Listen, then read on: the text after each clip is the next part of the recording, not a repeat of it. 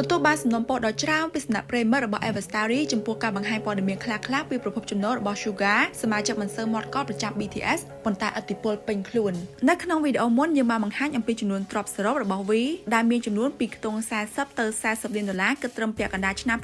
2025ដែលនាំឲ្យលោកក្លាយជាសមាជិកដែលមានជាងគេប្រចាំក្រុមដល់ឡែក Sugar វិញគឺមានការប៉ាន់ស្មានថាទ្រព្យសរុបគឺអាចមានចន្លោះពី30ទៅ40លានដុល្លារប៉ុន្តែសារតែថ្មីនេះមានសេចក្តីរាយការណ៍ចេញពីប្រភពខ្លះបង្ហាញមកជាបន្តបន្ទាប់ពីការកើនឡើងនៃទ្រព្យសរុបរបស់ Sugar គឺអាចមានដល់ទៅខ្ទង់50លានដុល្លារណោះទោះជាយ៉ាងណាចំនួននេះមិនមែនជាប្រធានបទធំដែលគួរឲ្យមានការវែកញែកនោះទេព្រោះតែចំនួនទ្រព្យសរុបរបស់តារាម្នាក់ៗមិនមែនជាត្រូវបានបង្ហាញជាផ្លូវការឬក៏ជាសាធារណៈនោះដែរហើយវាកើតឡើងត្រឹមតែជាការប៉ាន់ស្មានប៉ុណ្ណោះប៉ុន្តែល្អទេបើសិនជាយើងងាកទៅដឹងថាតើ Sugar បានចំណូលពីច្រកណាខ្លះហើយលោកចាយទៅលើអ្វីខ្លះដូច្នេះសូមបន្តតាមដានវីដេអូរបស់ Everstory ទាំងអស់គ្នាមុនចូលដល់ខ្លឹមសារវីដេអូទាំងស្រុងចង់ណែនាំអ្វីពិសេសមួយបើសិនជាអ្នកទាំងអស់គ្នាចង់មករបស់ Cube ឬក៏ចង់ធ្វើខ្នើយបតង់សោឬតុក្កតា Customize ដែលអាចដាក់រូបបានអាចចូលទៅកាន់ Facebook Page Oh My Gift ដូច្នេះបើសិនជាចង់ស្វែងរកកាដូ Cube ដែលមានន័យសម្រាប់ខ្លួនឯងឬក៏ជូនដូចជាទីស្រឡាញ់កុំភ្លេច Oh My Gift ណា Sugar ឬ Min Yoongi ឬ Auguste គឺជាសមាជិកដែលមមាញឹកច្រើនគួរឲ្យកត់សម្គាល់ដោយសារតែចំណេះជំនាញច្រើនមុខមិនថាជាមួយនឹងក្រុមនិងការងារទូឡើយចំណុចពីការផលិតបទចម្រៀងស្គាល់ច្បាស់ហើយមែនទេពីទឹកដៃនិងសមត្ថភាពមិនធម្មតារបស់តារាប្រុសកាលឆ្នាំ1993រូបនេះជាស្ដែង Sugar បានសរសេរនិងផលិតបទចម្រៀងមិនក្រោម160បទនោះទេសម្រាប់ទាំង BTS និងតារាចម្រៀងដទៃទៀតតាំងពីជាមួយផ្សាយ IU និង Hailey ជាដើមសុទ្ធតែជាអ្នកដែលធ្លាប់សហការជាមួយដូច្នេះការងារមួយនេះពិតជាបានបង្កើតគុណតម្លៃនិងប្រាក់ចំណូលសម្រាប់កម្លោះរូបនេះកាន់តែច្រើនឡើងមួយកម្រិតទៀតចំណូលពីការងារជាមួយនឹងក្រុមចំពោះប្រភពចំណូលសំខាន់មួយទៀតរបស់ Sugar គឺការងារក្រុមមិនថាចំណូលពីការលក់អាល់ប៊ុមការប្រគំតន្ត្រីនិងទំនិញតូចៗជាវត្ថុអនុស្សាវរីយ៍ជាច្រើនរបស់ក្រុមចំណូលពីការ stream និង copyright តន្ត្រីនៅតែជាប្រភពចំណូលដំបូងគេសម្រាប់ Sugar មិនថាបានមកពីការងារនៅក្នុងនាមជាផ្នែកមួយនៃក្រុម BTS និងតាមរយៈអាល់ប៊ុមតូចរបស់លោកគឺ Auguste, D2 និង D-Day ក៏ដូចជាការប្រគំតន្ត្រីទេសចរពិភពលោកដ៏ជោគជ័យ Sugar បានបង្កើតប្រាក់ចំណូលយ៉ាងច្រើនពីការលក់អាល់ប៊ុមការ stream និងការប្រគំតន្ត្រី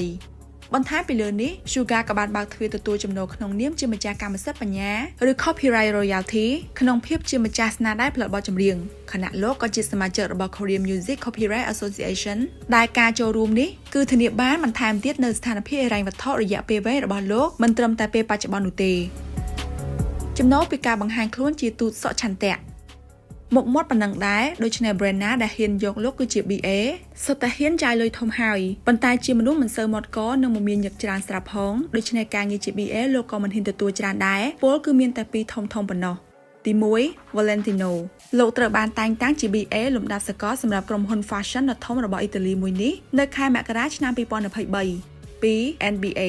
នៅខែមេសាឆ្នាំ2023ដដែល NBA បានប្រកាសជាផ្លូវការថា Sugar គឺជាទូតសក់ឆន្ទៈរបស់ខ្លួនខណៈពីមុន Sugar ក៏ជា fan ផ្កាប់មុខរបស់ NBA ដែរហើយវត្តមានរបស់ BA Sugar ក៏រឹតតែទាក់ទាញអ្នកគាំទ្រនៅអាស៊ីនិងប៉ែកអឺរ៉ុបឲ្យមានការចាប់អារម្មណ៍មកលើវិស័យបាល់បោះឬ NBA មួយកម្រិតទៀត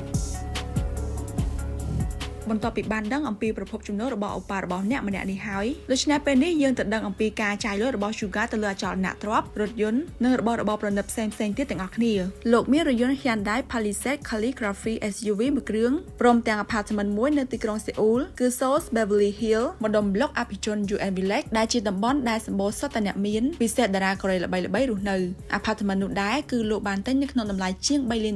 ចុះដល់គ្រឿងលម្អនៅលើដៃវិញ Sugar ក៏ជាអ្នកដែលនិយមលេងម៉ូដនាឡិកាប្រណិតជាច្រើនរួមមាន Rolex Datejust 36ដែលមានតម្លៃជាង$10,000និងនាឡិកា Mark Audemars Piguet Royal Oxford Finding ដែលមានតម្លៃប្រហែលជា$17,750បន្ទាប់ពីផ្ដល់ក្តីស្រឡាញ់ឲ្យខ្លួនឯងហើយ Sugar ក៏មិនភ្លេចមនុស្សជុំវិញខ្លួនពិសេសអ្នកដែលកំពុងត្រូវការជំនួយដែរ Sugar បានចូលរួមនៅក្នុងសកម្មភាពសប្បុរសធម៌ដោយបរិច្ចាគដល់កុមារជាច្រើនអ្នកក្នុងនោះលោកបានបរិច្ចាគទឹកប្រាក់ចំនួន$5,000 លានឬប្រហែលជា$3.6 លាន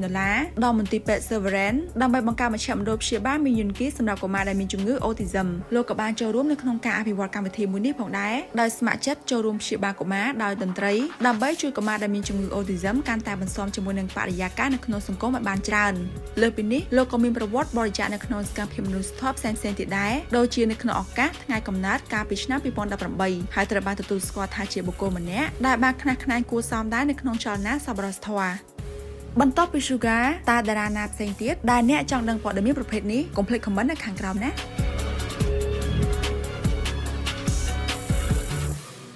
ដើម្បីទទួលបានមាតិកាថ្មីៗវីដេអូចម្រុះផ្សេងៗពីតារាចិននិងកូរ៉េលឿនមុនគេកុំភ្លេចចូល Subscribe Channel YouTube របស់ Everstarry ការគាំទ្ររបស់អ្នកពិតជាកម្លាំងចិត្តដ៏មានន័យបំផុតសម្រាប់យើងនៅក្នុងការបង្កើតមាតិកាថ្មីៗ